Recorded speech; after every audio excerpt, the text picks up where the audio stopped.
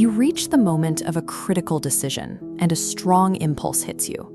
The immediate question is paralyzing. Is this divine direction, or is it just personal ambition disguised as a good idea?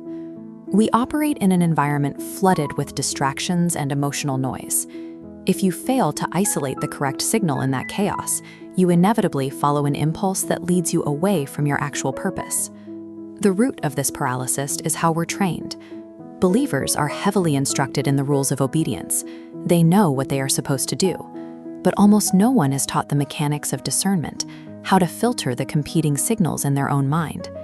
God is actively transmitting. To hear him, we must build the specific internal receiver required to tune into his frequency.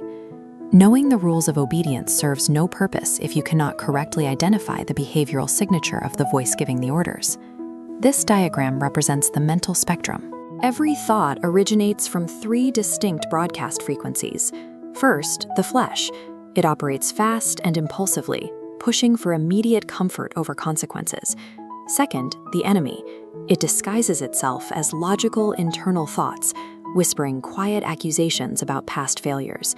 The diagnostic rule: any internal voice that isolates or induces fear is automatically a hostile broadcast. The third frequency is God's voice. It cuts cleanly through the noise, calm, clear, and firm. It corrects and restores, never applying destructive pressure. Hearing God involves identifying the distinct behavioral signature of his frequency within the noise. This schematic outlines a 3-stage verification filter. Ambiguous internal thoughts must be processed through this system to verify their source. Stage 1, the blueprint. Any internal impulse contradicting the Bible is immediately rejected as a false signal. Stage 2 checks the internal environment.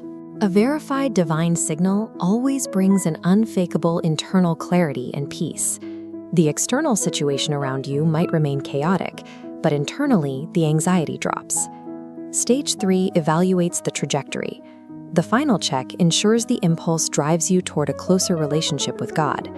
If the thought pulls you toward pride or tells you to isolate yourself, it fails the test. Running your thoughts through this rigid 3-stage filter strips away the emotional contamination, leaving you with verified, objective direction. There is an anomaly in this process. Sometimes you run the filter, you check the text, and you receive absolutely no new direction. Silence does not equal absence. It usually indicates delayed instruction. The previous command you received is still active, and you are expected to trust it before new instructions are transmitted.